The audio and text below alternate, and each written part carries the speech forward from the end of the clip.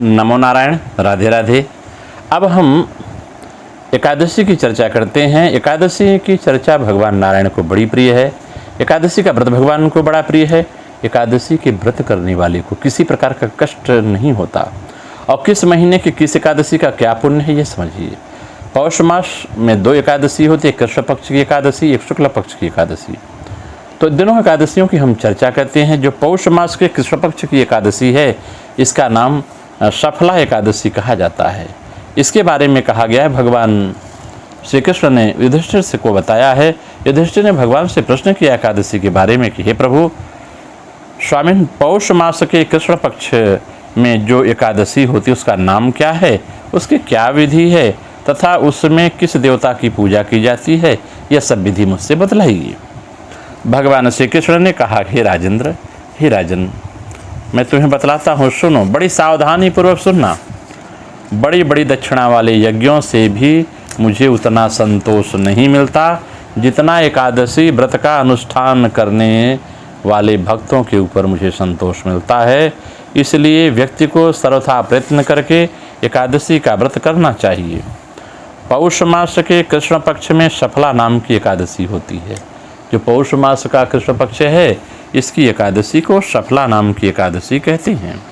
इस दिन पहले जो मैंने विधान बताया है, अन्य विधियों में भगवान नारायण की पूजा करनी चाहिए, सत्यनारायण की पूजा करनी चाहिए, विष्णु की प्रतिमा रख के भगवान विष्णु की पूजा करनी चाहिए, विष्णु सहस्त्र नाम सुनाइए, गीता का पाठ कराइए, विष्णु के 108 नाम का जप करिए, राम नाम का संकीर्तन करिए, मानस का पाठ करिए, जो आपसे हो सके वो करिए और भगवान नारायण की पूजा करनी चाहिए। एकादशी कल्याण करने वाली है, इसका व्रत अवश्य ही करना चाहिए, उचित है। जैसे नागों में शेषनाग, पक्षियों में गरुण, देवताओं में विष्णु तथा मनुष्यों में ब्राह्मण श्रेष्ठ हैं, उसी प्रकार से संपूर्ण व्रतों में एकादशी का व्रत श्रेष्ठ है। राजन, हे राजन, हे युधिष्ठिर, सफला एकादशी को नाम मंत्रों का उच्चारण करके फलों के द्वारा श्रीहरि का पूजन करें। इस एकादशी के दिन जो पौष मास के कृष्ण पक्ष की एकादशी है, इसमें पूजन भगवान श्री हरि शरणम मंत्र का जप करें। नारियल के फल, सुपारी, बिजौरा नींबू, जंबीरी नींबू, अनार, सुंदर आंवला, लौंग, बेर, विशेषतः आम के फलों से हे देवदेवेश्वर भगवान श्री हरि की पूजा करनी चाहिए। इसी प्रकार धूप दीप नैवेद्य से भी भगवान की अर्चना करें। सफला एकादशी को विशेष रूप से दीप दान करने का महत्व है। उस दिन कम से कम 11 दीपक घर में देसी घी के जलाएं। रात को वैष्णव पुरुषों के साथ जागरण करना चाहिए। जागरण करने वाले को जिस फल की प्राप्ति होती है, वह हजारों वर्ष तपस्या करने वाले को नहीं मिलती है। हरि शरणम हरि शरणम हरि शरणम हरि शरणम, इस मंत्र का कोशिश करके जाप करना चाहिए।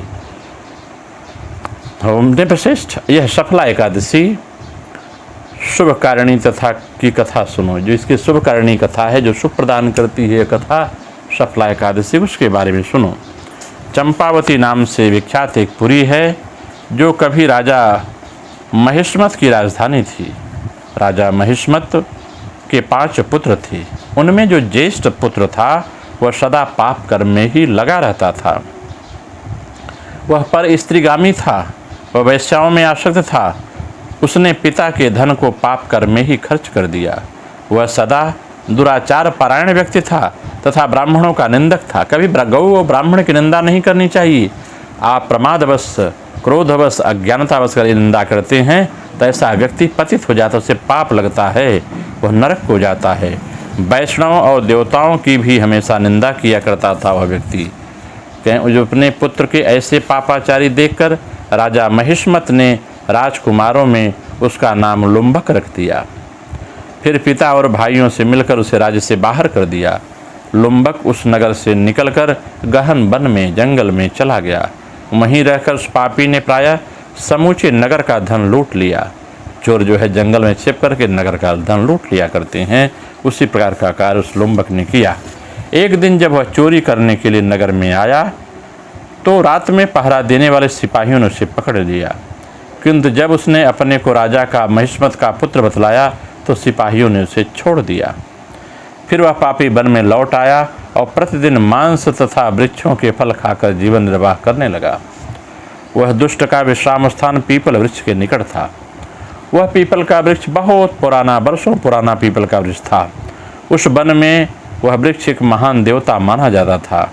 पाप बुद्धि लुम्भक जो है वहीं निवास करता था।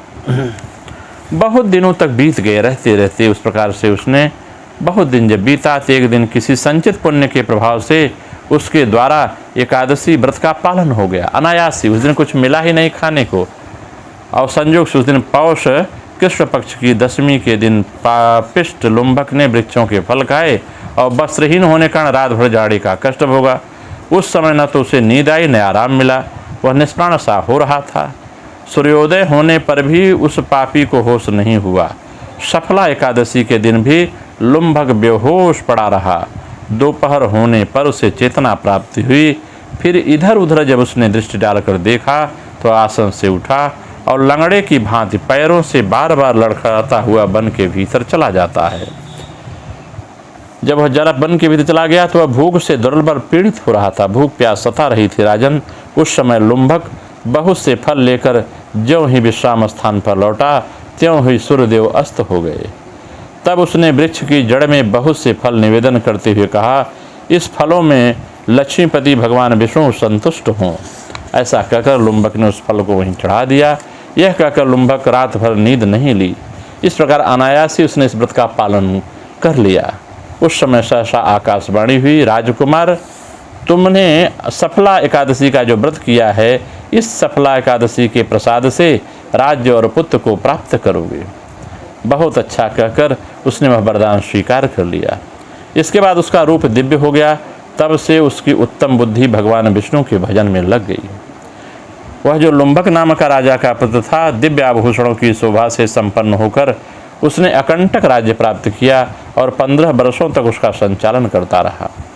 उस समय भगवान श्री कृष्ण की कृपा से उसके मनोज्ञ नामक पुत्र उत्पन्न हुआ। वह बहुत जब बड़ा हुआ तब लुम्भक ने तुरंत ही राज्य की ममता छोड़कर उसे पुत्र को सौंप दिया और भगवान श्री कृष्ण नारायण की सेवा में चला गया। जहाँ जाकर मनुष्य कभी शोक में नहीं पड़ता, ऐसे प्रभु की शरणागति लुम्भक ने प्राप्त कर ली। राजन, इस प्रकार जो व्यक्ति सफला एकादशी का उत्तम व्रत करता है और वह इस लोक में सुख होकर मरने के पश्चात मोक्ष को प्राप्त करता है। संसार में बहुत मनुष्य धन्य हैं जो सफला एकादशी माने पौष मास के शुक्ल पक्ष की एकादशी का व्रत करने में लगे रहते हैं। उन्हीं का जन्म सफल है। तो महाराज, इसकी महिमा को पढ़ने से, सुनने से, इसके अनुसार आचरण करने से मनुष्य को राजसूय यज्ञ का फल मिलता है। इसलिए मैं फिर निवेदन करता हूँ, नियम पूर्वक व्रत को रहने पर, इस व्रत के रहने पर फलों का सेवन करें और भगवान नारायण को फल सुनाएं। हरि शरणम हरि शरणम हरि शरणम हरि शरणम का जप करें। जप करने के उपरांत भगवान हो सके अगर पीपल का वृक्ष हो तो वहाँ एक आध फल चढ़ा दें। 5 फल चढ़ाएं तो और अच्छा है। चढ़ाकर अपने घर को लौटें। इस प्रकार से जो एकादशी का व्रत करता है, ये पौष शुक्ल पक्ष एकादशी जो आपके सामने है, सफला एकादशी के नाम से इस व्रत करने वाले को महान पुण्य मिलता है। उसे सारा वैभव राज्य मिलता है। इहम लोके सुखम भत्वा चांते सत्यपुरम येव, अंत में सतलोक को जीव जाता है। इस लोक के सारे सुख उस व्यक्ति को मिलते हैं। नमो नारायण। राधे राधे। अब मैं पौष मास के शुक्ल पक्ष की जो एकादशी, इसे पुत्रदा एकादशी कहते हैं, इसके महत्व के बारे में चर्चा करते हैं।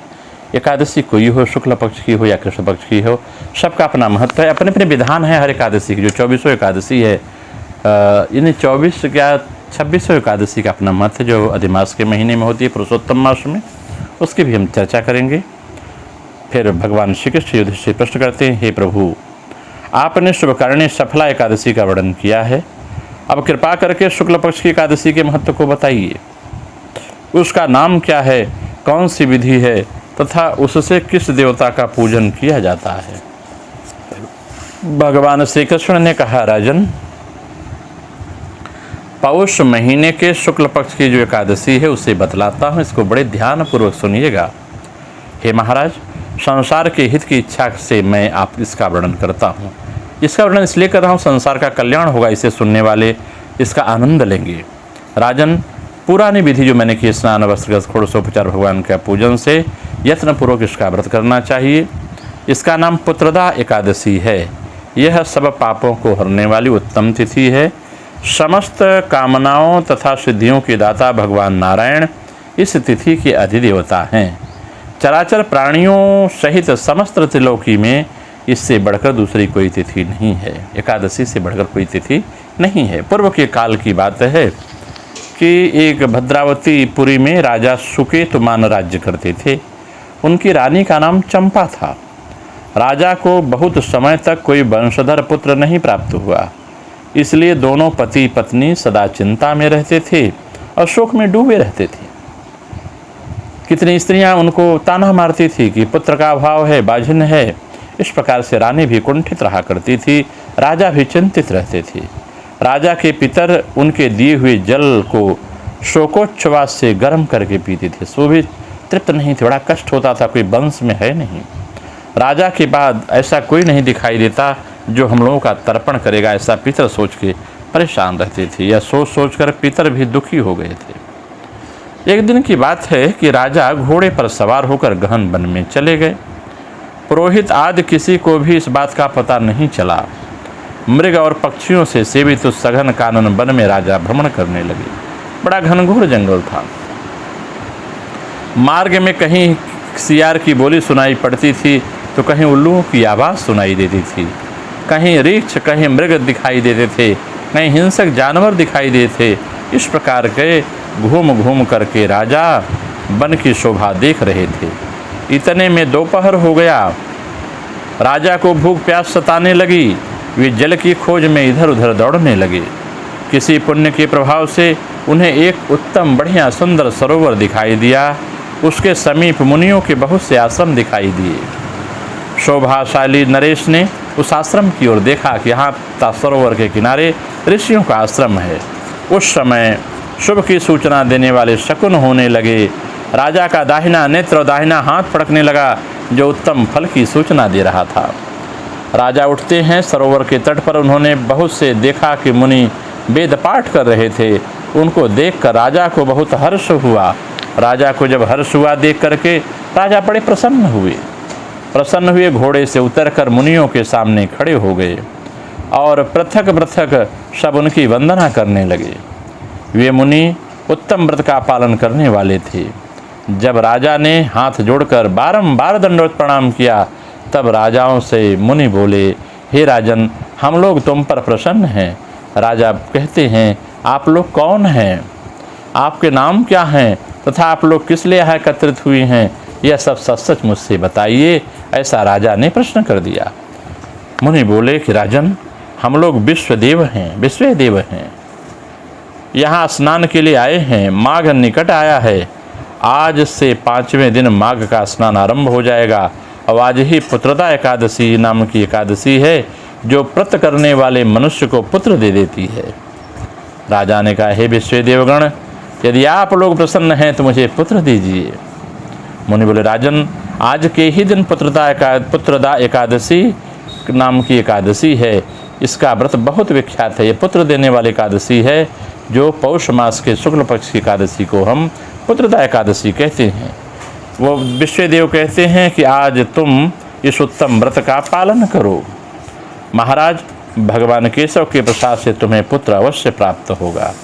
इस प्रकार भगवान श्री कृष्ण कहते हैं कि हे राजन, हे युधिष्ठिर, इस प्रकार उन मुनियों के कहने से राजा ने उत्तम व्रत का पालन किया। महर्षियों के उपदेश के अनुसार विधिपूर्वक पुत्रदा एकादशी का अनुष्ठान किया। फिर द्वादशी को पारण करके मुनियों के चरणों में बारंबार मस्तक झुकाकर राजा अपने घर चले आए। उसके कुछ ही दिनों बाद रानी ने गर्भ धारण किया।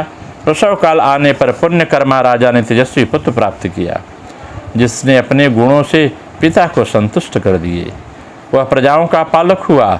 इसलिए हे राजन, ये पुत्रदा उत्तम का एकादशी का व्रत अवश्य करना चाहिए। मैंने लोगों के हित के लिए तुम्हारे सामने इसका वर्णन किया है। जो मनुष्य एकाग्रचित्त होकर पुत्रदा का व्रत करते हैं, वे इस लोक में पुत्र पाकर मृत्यु के पश्चात स्वर्गगामी होते हैं। इस महात्म के पढ़ने सुनने से अग्निष्टोम यज्ञ का फल मिलता है। इसलिए ये जो माघ कृष्ण की जो माघ मास के जो पौष मास के कृष्ण पक्ष की एकादशी है, शुक्ल पक्ष की एकादशी है, इसका व्रत रहना चाहिए। यह पौष मास के शुक्ल पक्ष की एकादशी पौत्रता एकादशी कहलाती है। इसे पुत्र मिलता है। नमो केशवाय कहना चाहिए। ओम देवकी सुत गोविंदम वासुदेव जगतपते देहि मे तनय कृष्ण त्वामहम शरणम गतः। इस मंत्र का जप करना चाहिए। इसको करने से अवश्य ही पुत्र प्राप्त होती है। नमो नारायण। राधे राधे। आप सबका मंगल हो।